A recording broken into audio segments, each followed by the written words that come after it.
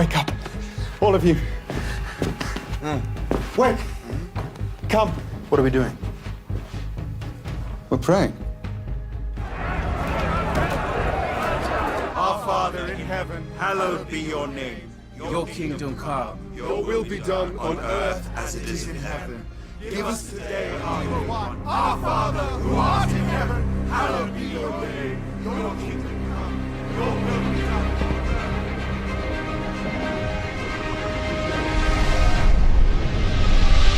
Give us today our daily bread, and forgive us our debts, as we have also forgiven our debtors, and lead us not into temptation.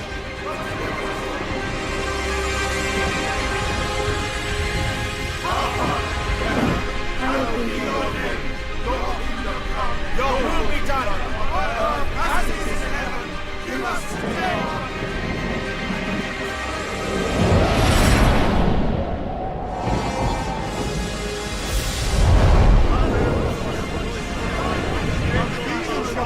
Yalla bir ardına.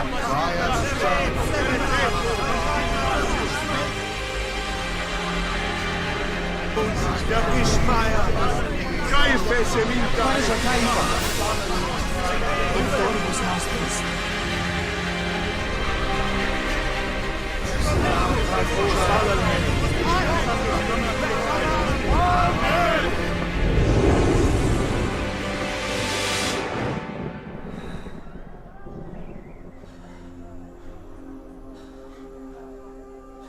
Now we can leave this place. Now spread his word. This is my desire to honor you, Lord, with all my heart. I worship you.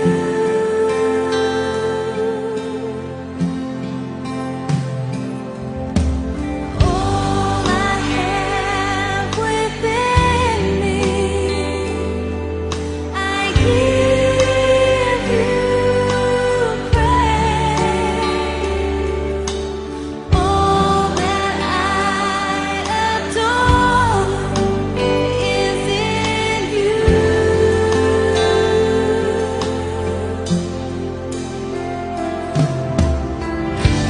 Lord, I give you my heart, I give you my soul.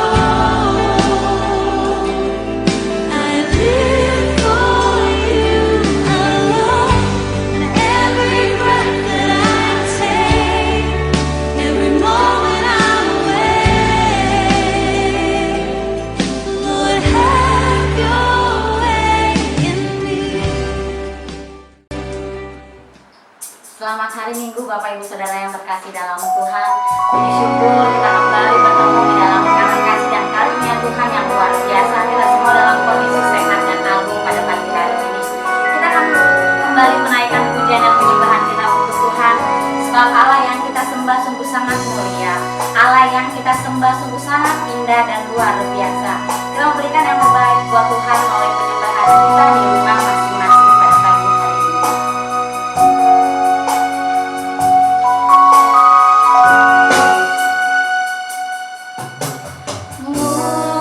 Mulia,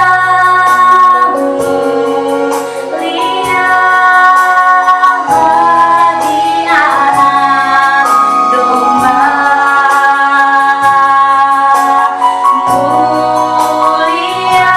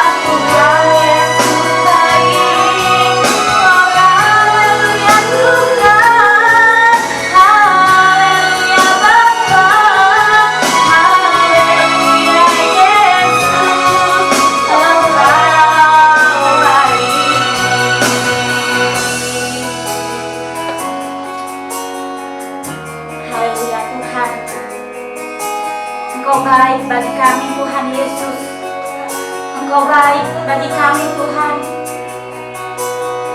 Ini pengakuan kami Tuhan boleh memperbaharui kami setiap saat Tuhan, terlebih pada pagi hari ini. Kami mau memberikan yang terbaik melalui pujian dan penyembahan kami Tuhan. Walaupun mungkin wabah ini masih ada, tapi kami tahu Tuhan Yesus Engkau ada bersama dengan kami. Biarlah penyembahan kami pada pagi hari ini berkenan di hadapan-Mu Bapa. Haleluya Tuhan Yesus. Berkati kami semua Tuhan yang mengikuti ibadah pada pagi hari ini. Layakan dan kuduskanlah kami di rumah kami masing-masing Bapa, untuk kami boleh memuliakan nama Tuhan. Kami mau memulai ibadah kami ini Tuhan di dalam nama Tuhan Yesus Kristus, Tuhan dan Juru Selamat kami yang hidup. Kami berdoa dan mengucap syukur. Haleluya. Amin. Sungguh sangat luar biasa Bapak Ibu Saudara yang terkasih, ketika Tuhan Yesus boleh memperbaharui kita. Walaupun mungkin pada saat ini masih banyak wabah yang terjadi di luar, tapi satu hal yang kita harus percaya, bahwa waktu Tuhan luar biasa buat kita. Kita mengangkat pujian dan penyembahan kita kembali. Waktu Tuhan bukan waktu kita.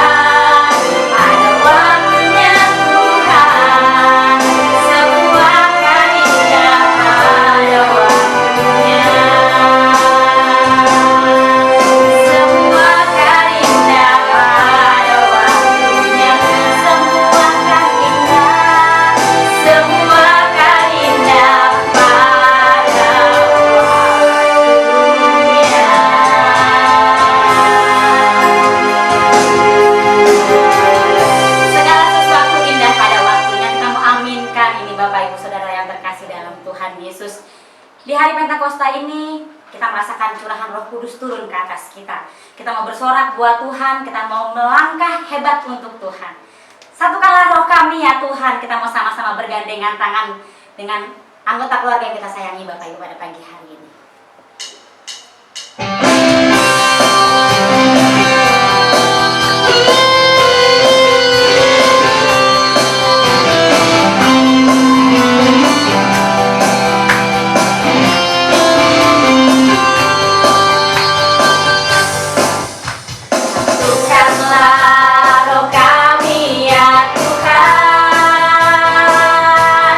Bergandeng tangan kami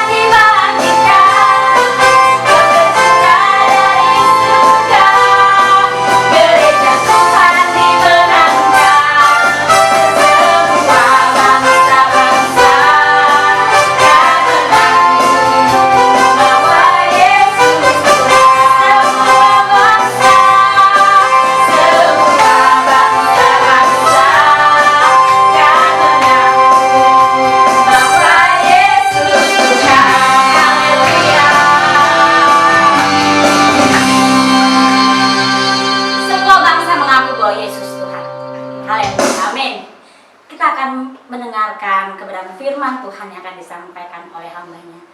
Saya undang Bapak Ibu Saudara sama-sama menenangkan hati dan pikiran kita, bersaat teduh sejenak untuk menyambut firman Tuhan yang akan disampaikan oleh hambanya pagi hari ini. Kasih setia Tuhan sungguh luar biasa buat hidup kita, Bapak Ibu. Mengiringi firman Tuhan pada pagi hari ini, biarlah menjadi pengakuan kita di hadapan Tuhan. Siapa kita? Hingga kita layak untuk memuji Tuhan. Kita mohon pujian kasih setiamu Tuhan.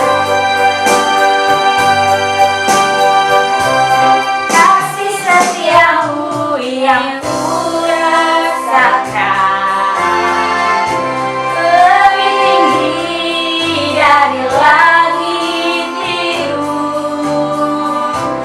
kebaikan-Mu yang telah Kau nyatakan lebih dalam dari lautan. Berkat-Mu bagi kami Tuhan, berkat-Mu yang telah Ku terima, sempat membuatku terpesona. Apa yang tak pernah ku pikirkan, yang Kau sediakan bagiku. Siapakah kami Tuhan? Siapakah ku ini Tuhan? Jadi biji mata-Mu, dengan apa kan ku balas Tuhan selain puji dan sembah Kau? Siapakah ku ini Tuhan?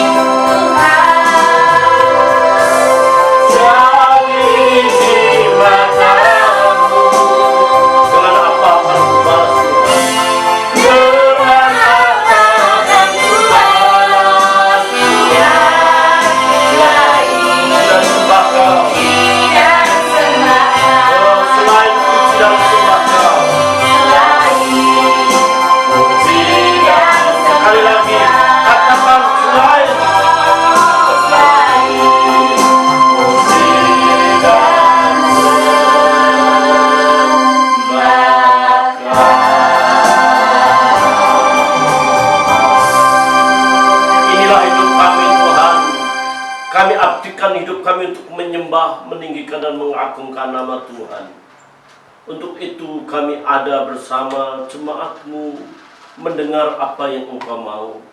Urapi hamba-Mu, jadikan hamba-Mu berkat setiap kata kalimat yang keluar dari bibir hamba-Mu merupakan hati Tuhan yang tercurah untuk jemaat Tuhan. Jadikan hamba-Mu berkat, dan nama Tuhan Yesus saja yang ditinggikan. Dalam nama Tuhan Yesus Kristus kami berdoa. Amin. Shalom saudara-saudara yang dikasihi Tuhan Yesus Kristus.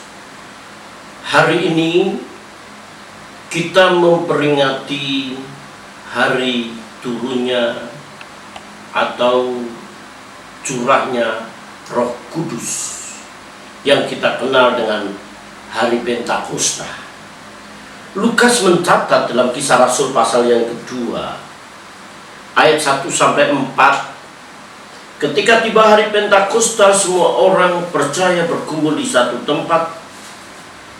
Tiba-tiba turunlah dari langit suatu bunyi seperti tiupan angin keras yang memenuhi seluruh rumah di mana mereka duduk. Dan tampaklah kepada mereka lidah-lidah seperti nyala api yang bertebaran dan hingga pada mereka masing-masing. Maka penuhlah mereka dengan Roh Kudus. Lalu mereka mulai berkata-kata dalam bahasa-bahasa lain seperti yang diberikan oleh Roh itu kepada mereka untuk mengatakannya. Amin. Diberkatilah kita yang mendengar firman Tuhan ini dan melakukannya, saudara-saudara yang dikasihi Tuhan. Kita mengerti, saudara, bahwa hari Pentakosta adalah hari yang ke-50 dari kebangkitan Yesus. yang dalam perjanjian lama disebut hari 7 minggu. Hari Pentakosta termasuk hari besar orang Yahudi, di mana mereka mengucap syukur atas hasil panen yang mereka peroleh. Dalam Ulangan 16 ayat yang ke-16 berkata, 3 kali setahun setiap orang laki-laki di antaramu harus menghadap hadirat Tuhan Allahmu ke tempat yang akan dipilihnya, yakni pada hari raya roti tidak beragi, pada hari raya 7 minggu, dan pada hari raya pondok daun. Janganlah menghadap berhadirat Tuhan dengan tangan hampa, tetapi masing-masing dengan segala persembahan sesuai dengan berkat yang diberikan kepadamu oleh Tuhan Allahmu. Saudara-saudara, persembahan yang dibawa pada masa Pentakosta adalah jiwa-jiwa baru, di mana melalui peristiwa Pentakosta ini Petrus berkhotbah dan 3.000 orang bertobat.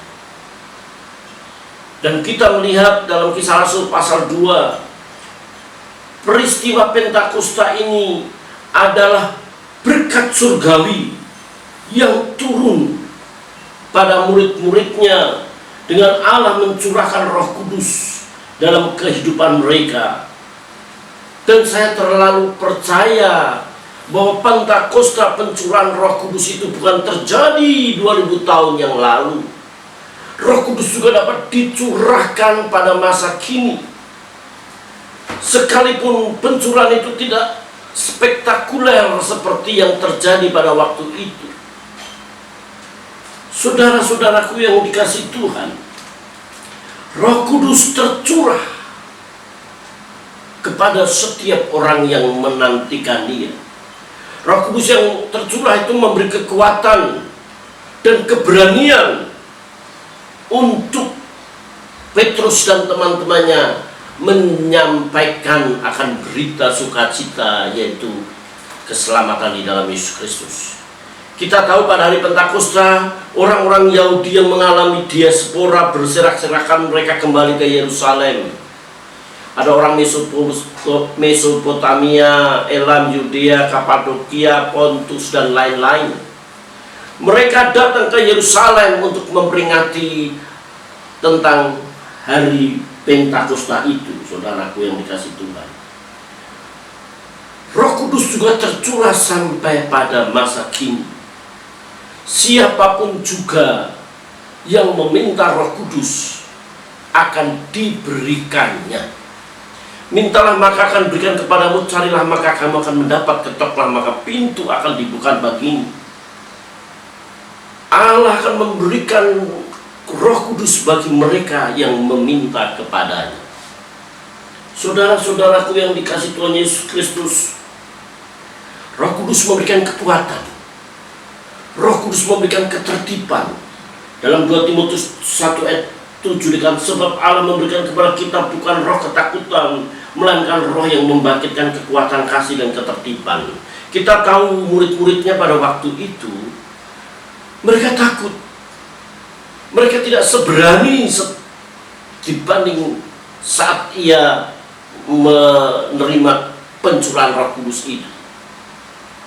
Roh Kudus yang memberikan kekuatan untuk dia menghadapi banyak masalah, menghadapi ejekan-ejekan pada waktu itu. Nah, persoalannya, bagaimana saya dan saudara, atau baik itu secara pribadi ataupun secara kolektif atau secara berkelompok, baik itu pribadi dalam doa pribadi maupun dalam persekutuan doa atau dalam ibadah. Yang pertama dari ayat 1, saudara, Pentakosta itu terjadi dalam kehidupan gereja mula-mula karena adanya keunitian. Adanya keunitian, adanya kesatuan satu dengan yang lain. Murid-muridnya berkumpul, dikatakan bahwa dalam ayat yang pertama tadi, saudara, ketika di hari Pentakosta semua orang percaya berkumpul di satu tempat. adanya sebuah keunitian, adanya sebuah kesatuan. Dari sini kita tahu bahwa kesatuan itu mendatangkan berkat. Kesatuan itu mendatangkan berkat. Yesus berkata dalam Matius 18 ayat yang ke-19, dan lagi aku berkata kepadamu, jika dua orang yang daripadamu di dunia ini sepakat meminta apapun, permintaan mereka itu akan dikabulkan oleh Bapakku yang di surga. Jadi kita terlalu yakin misbah-misbah keluarga, doa suami, istri, dan anak yang dipanjatkan karena banyaknya hal-hal yang mesti harus ia sampaikan kepada Tuhan untuk ia semakin dekat dengan Tuhan. Allah mengabulkannya. Mazmur 133 ayat 1-3 berkata, sungguh alangkah baiknya dan indahnya apabila saudara-saudara diam bersama dengan rukun. Seperti minyak yang baik di atas kepala melalai kecanggut yang melalai kecanggut Harun dan ke leher jubahnya. Seperti embun gunung Hermon yang turun ke atas gunung-gunung Sion. Sebab kesanalah Tuhan memerintahkan berkat kehidupan untuk selama-lamanya. Berkat itu datang, adanya satu keunitian, adanya satu kekompakan, adanya sebuah kesatuan. Kesatuan merupakan power kekuatan kita. Anak-anak Tuhan atau murid-murid Tuhan pada waktu itu, dia kumpul bersama-sama dengan satu tujuan, yaitu ia mentaati apa yang dikatakan Tuhan. Jadi pencurahan Roh Kudus itu, saudara, itu perlunya mereka bersatu dalam doa. Kalau mereka tidak bersama dalam doa, tidak ada satu yang dinantikan, saudara. Mereka tidak mengalami yang namanya pencurahan Roh Kudus. Saudara dan saya akan mengalami kekuatan, kuasa, urapan dan tempat yang maha tinggi kalau kita berdoa. Berdoa bukan hanya sebatas kita menyampaikan proposal permintaan-permintaan. Itu sudah dunia lama kita. Tetapi doa-doa kita naik kepada Tuhan untuk kita, bagaimana hidup kita dipenuhi dengan Roh Kudus, dipenuhi dengan kuasa Allah, bagaimana hidup kita dipimpin oleh Roh Allah, sebab anak-anak Allah dipimpin oleh Roh Allah dalam Roma pasal 8 ayat 14. Saudara-saudara yang dikasih Tuhan Yesus Kristus, Roh Kudus itu dicurahkan jika adanya sebuah kesatuan. Oleh sebab itu, bagi jemaat Tuhan, masa-masa sulit, masa-masa pandemi corona ini diperlukan doa bersama, doa keluarga. Memang kita tidak bisa berkumpul kembali di gereja untuk sementara waktu, tetapi mari kita tetap unity, kita tetap menjadi satu di dalam doa, dari rumah ke rumah kita naikkan di hadapan Tuhan supaya pandemi corona ini segera berlalu dari Indonesia. Di dalam kesatuan, di dalam keunitian, berarti ada saling merendahkan diri. Di dalamnya ada ketulusan. Dalam kesatuan tidak ada rasa dendam. Dalam kesatuan tidak ada rasa iri. Dalam kesatuan tidak ada akar kepahitan.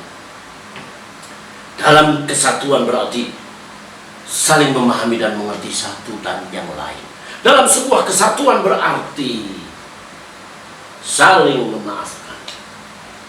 Bila kamu saling mengampuni, doa orang benar, bila yakin didoakan, sangat besar kuasanya, sangat besar pengaruhnya. Dan ini dapat dialami oleh orang-orang yang memiliki keunitian. Sekalipun saat ini kita tidak beribadah, sekali lagi saya sampaikan, GBI Papan Mas GBI Villa Bekasi Indah 2 tetap unity, saling mendoakan, saling menyadari bahwa kita itu satu keluarga yang saling dukung-mendukung, yang saling menghibur, saling menguatkan dan meneguhkan, saudara. Itu yang namanya keunitian. Jadi di keunitian, dalam keunitian tidak ada ego. Untuk itu Roh Kudus akan dicurahkan. Roh Kudus akan ada memenuhi hati pikiran kita. Roh Kudus akan memberi damai keluarga kita. Yang pertama, kalau dalam sebuah keluarga, di dalam sebuah organisasi gereja, dan apapun, adanya sebuah keunitian. Yang kedua, saudara, Roh Kudus dapat dicurahkan kalau murid-muridnya waktu itu mentaati akan perintah Tuhan, supaya mereka ke Yerusalem sampai dia diperlengkapi dari kuasa dari tempat yang maha tinggi. Itu yang memenuhi hati pikiran mereka, sehingga mereka berjalan bersama-sama, memiliki satu tujuan bersama untuk ia mendapat pemenuhan kuasa Roh Kudus. Jadi di dalam satu keunitian ada satu tujuan bersama. Ada satu tujuan bersama, yaitu mereka dipenuhi oleh kuasa Roh Kudus. Saudara, ketaatan itu adalah sumber berkat. Ketaatan kita kepada Allah itu sumber berkat. Dan kalau kita melihat dalam cerita-cerita Alkitab, Lukas pasal 5, coba kalau murid-muridnya tidak menjala ikan, tidak mau menjala ikan, tebaklah jalamu. Kalau ia tidak menjala, maka dia tidak mendapatkan banyak ikan. Ketaatan membuat ia dapat memiliki ikan yang banyak. Coba kalau pelayan-pelayan Tuhan dalam Yohanes pasal 2, supaya mereka memenuhi buyung-buyung itu dengan air, tempayan-tempayan itu dengan air, dan ia lakukan, dan air itu menjadi anggur, saudara-saudara. Karena ketaatan para pelayan itu, maka air itu diubah menjadi anggur. Kalau dalam Yohanes pasal 11, bahwa mujizat keluarnya Lazarus, kebangkitan Lazarus dari kematian, karena Yesus meminta menggulingkan batu yang bulat yang menutupi kubur Lazarus itu. Saudara, ketaatan adalah sumber berkat.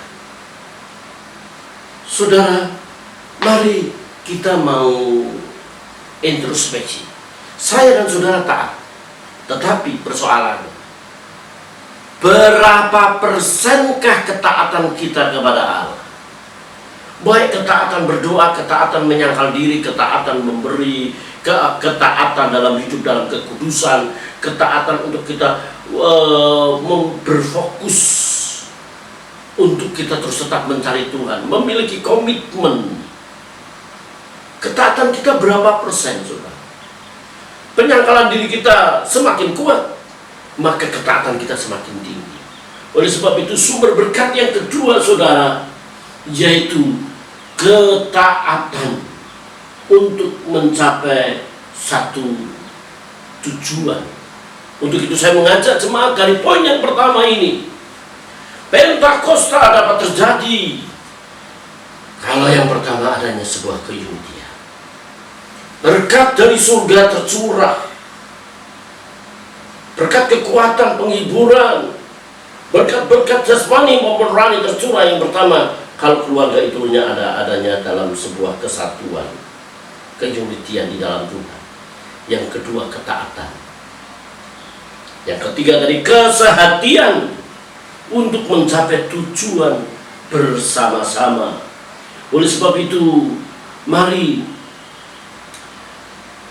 kita senantiasa dalam doa kita bangun tidur, kita berlutut mencari Tuhan. Kita tidak lagi berdoa, Tuhan, Berkati aku hari ini apa yang aku makan, apa yang aku minum.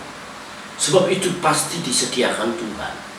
Tetapi mari kita berdoa, Tuhan berikan kami kekuatan, kuasa, pencurahan Roh Kudus memenuhi hidup kita, hidup kami, sehingga dalam sepak terjang sepanjang hari ini saya dalam pimpinan Roh Allah.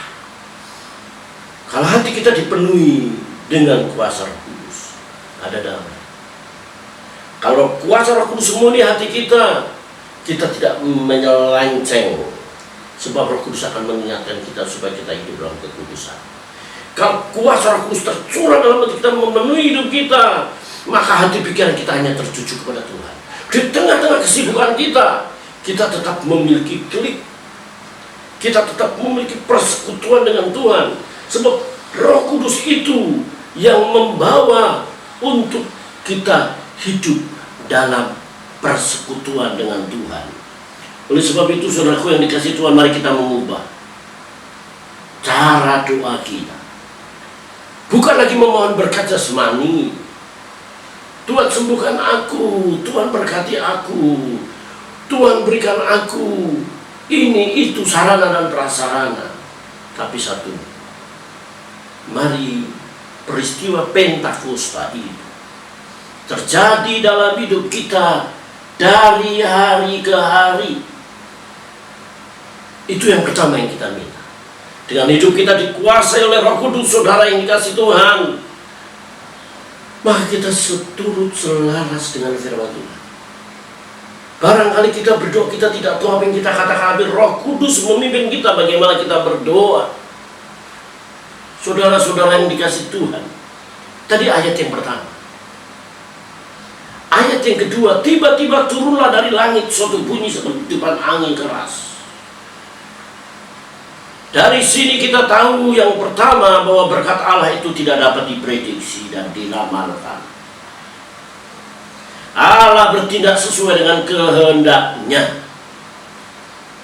Allah tidak dapat didikte. Justru dengan doa kita siap didikte Tuhan. Tuhan mengajar kita dalam doa, Bapa kami, jadilah kehendak-Mu. Doa Yesus di kayu salib, doa Yesus di Taman Getsemani, kehendak-Mu jadilah. Saudara-saudara, berkat Tuhan tidak dapat kita prediksi. Tiba-tiba turunlah.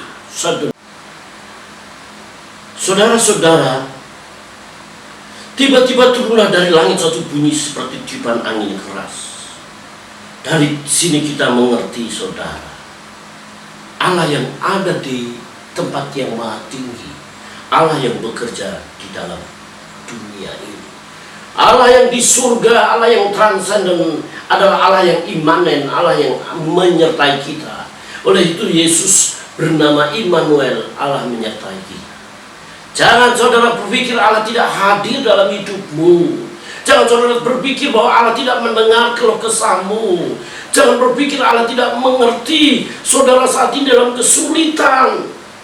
Jangan berpikir lagi bahwa Allah tidak jauh dariku, saudara. Allah yang ada di tempat yang mati tiba-tiba turunlah dari langit seperti tiupan angin keras. Berarti Allah bekerja di dalam kehidupan kita. Saudara-saudara, dikatakan tadi seperti tiupan angin keras. Berarti saudara, dari sini kita tahu bahwa perbuatan Allah itu nyata. Allah tidak bekerja secara abstrak. Dalam arti saudara, Allah itu real, Allah itu nyata. Memang dalam Yohanes pasal yang ke-4 ayat 24 berkata Allah itu roh. Berarti Allah itu tidak dapat diikat oleh waktu, tempat. Allah tidak diikat oleh ruangan. Itu teks dan konteks dari ayat itu tentunya, saudara. Allah yang tidak kelihatan itu yang kita anggap abstrak, sudah Allah yang real, Allah yang nyata. Allah yang bekerja di dalam hidup kita, dan kehadirannya dapat kita rasakan, saudara. Orang yang semakin hidup dalam persekutuan kita dengan Tuhan, dia semakin peka, semakin mengerti, merasakan bahwa Allah itu ada dan hadir dalam hidup ini. Untuk itu saudaraku yang dikasihi Tuhan, mari kita menyadari betul bahwa kita memiliki Allah yang saat ini masih bekerja dalam hidup kita. Saudara, manifestasi Roh Kudus itu nyata, turun dari langit. Berarti itu suatu perbuatan Allah yang nyata dalam hidup kita. Tiupan angin keras yang memenuhi berarti kehadiran Allah dapat kita rasakan dalam hidup ini. Allah ada, Allah hadir dan Dia nyata, dan kita harus bisa membedakan antara hadirat Allah dan kehadiran Tuhan. Dikatakan di situ saudara, tampaklah kepada mereka lidah-lidah seperti nyala api yang bertebaran dan hingga pada mereka masing-masing. Di sini bicara manifestasi Roh Kudus seperti lidah-lidah api. Kalau Roh Kudus dalam hati kita, harus kita wujudkan, kita manifestasikan, kita nyatakan dalam perbuatan nyata. Perbuatan yang bagaimana? Perbuatan buah-buah roh. Perbuatan buah roh dalam Galatia pasal 5. Orang yang dipenuhi dengan Roh Kudus hidupnya dalam kasih. Orang yang dipenuhi dan dipimpin oleh Roh Kudus hidupnya di dalam kelemah lembutan, kesabaran, kebaikan. Hidupnya di dalam penguasaan diri. Dan betapa ironisnya anak Tuhan yang mengatakan dikuasai oleh Roh Kudus, dipenuhi oleh Roh Kudus, tapi hidupnya tidak selaras dengan pimpinan Roh Allah. Tampaklah mereka lidah-lidah seperti nyala api, berarti saudara, ada manifestasi Roh Kudus dalam kehidupan kita. Harus kita nyatakan melalui sikap dan perbuatan. Sikap dan perbuatan seperti Kristus, tidak ada yang lain. Jangan bangga kalau kita bisa berbahasa roh. Jangan bangga kalau kita bisa berdoa 1 jam, 2 jam, bahkan 3 jam. Itu tidak berdampak untuk orang lain, dan mungkin tidak dapat dilihat orang lain.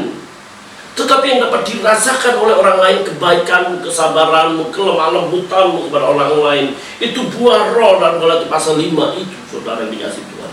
Dan itu merupakan wujud dari manifestasi roh. Mereka berkata-kata dalam bahasa yang lain, yakni bahasa mereka yang hadir.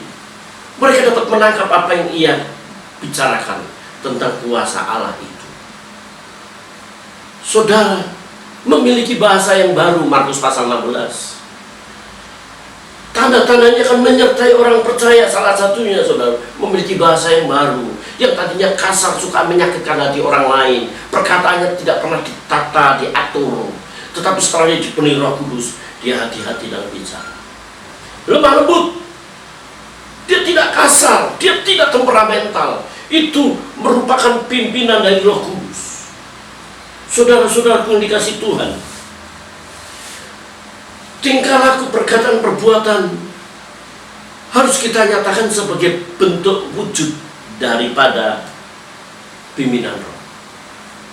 Hari Pentakosta tidak berarti dalam hidup ini kalau saudara dan saya tidak dipenuhi dengan roh. Pentakosta dapat terjadi sewaktu-waktu, setiap waktu. Dan Tuhan memberikan orang-orang yang suka berdoa dan meminta pimpinan dan kepenuhan Roh Kudus dalam hati dan pikiran. Orang kalau dipenuhi dengan Roh Kudus, yang pertama adanya keunitian, adanya ketaatan, adanya sebuah kerinduan untuk senantiasa dalam doa dipenuhi dan dipimpin oleh Roh Kudus. Tetapi orang dipimpin Roh Kudus bukan untuk dirinya. Roh Kudus menguatkan, meneguhkan untuk dirinya saat dia menghadapi masalah. Tapi Roh Kudus harus kita manifestasikan melalui perbuatan dan perkataan yang nyata.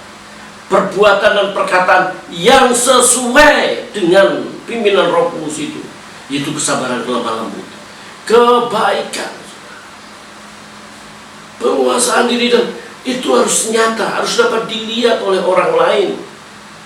Tidak ada artinya kita ini berkata, aku dipenuhi Roh Kudus, aku dikuasai oleh Roh Kudus. Yang penting bukan kata-kata bahasa lidahnya itu. Yang terpenting yaitu buah roh, bahwa kita ini dipimpin oleh roh. Kalau dalam 1 Korintus pasal 14 bahwa bahasa roh itu untuk menguatkan diri sendiri, perkataannya hanya dimengerti oleh Tuhan, tetapi manifestasi roh kelemah lembutan perkataan yang menjadi berkat bagi orang lain, tingkah laku yang dipimpin oleh Roh Kudus, itulah yang menjadi berkat oleh bagi sesama. Allah yang maha tinggi itu adalah Allah yang hadir dalam hidup ini. Allah tidak bisa didikte. Doa-doamu didengar dia. Dia mau bekerja dan dia bersedia menolong, menguatkan dan meneguhkan saudara. Amin. Hamba mengangkat tangan bagi jemaatmu, kiranya berkat Allah turun atas mereka. Di hari Pentakosta ini Tuhan berkati mereka dengan kepenuhan dari Roh Kudus. Hati mereka dipenuhi dengan sukacita dan damai sejahtera. Hati mereka dipenuhi dengan kekuatan, pengharapan dari Allah. Namun lebih daripada itu, mereka dipenuhi dengan Roh Kudus yang memanifestasikan melalui perbuatan dan perkataan, mewujudkan perkataan dan perbuatannya sesuai dengan kebenaran firman-Mu. Bapak terima kasih, Tuhan memberkati seluruh jemaat Tuhan, lawat mereka dalam kehidupan mereka, dan kami percaya pemeliharaan dan penyertaan Tuhan nyata. Doa kami untuk para medis yang menangani COVID Corona ini Tuhan, tolong Tuhan bagi mereka yang terpapar, segera mereka disembuhkan. Para medis terus tetap dalam perlindungan Tuhan dengan kekuatan dari Allah, kesehatan dari Tuhan, sehingga mereka sanggup melakukan tugas yang Tuhan percayakan. Berkati negeri ini dengan keamanan dan ketentraman melalui Presiden kami Bapak Insinyur Joko Widodo. Dengan hikmat Allah Tuhan curahkan untuk mengatur negeri ini sehingga perekonomian membaik, keamanan, ketentraman nyata. Sebab itu semua berdampak dalam kehidupan dan pekerjaan kami. Kami berdoa biarlah COVID-19 ini berlalu dari negeri ini, sehingga keamanan dan ketentraman kami boleh beribadah kembali dan boleh melakukan tugas-tugas dengan baik. Terpujilah nama Bapa. Hamba mengangkat tangan, kiranya damai daripada Allah Bapa, dalam kasih Kristus Yesus serta persekutuan Roh Kudus menyertai saudara sekarang sampai Maranatha. Haleluya. Dalam nama Tuhan Yesus Kristus kami berdoa. Amin. Terima kasih Yesus, terima kasih Yesus, ku beri syukur hanya bagimu, ya Allahku, ya Tuhanku. Terima kasih Yesus, terima kasih Yesus, ku beri syukur hanya bagimu. Terima kasih Yesus.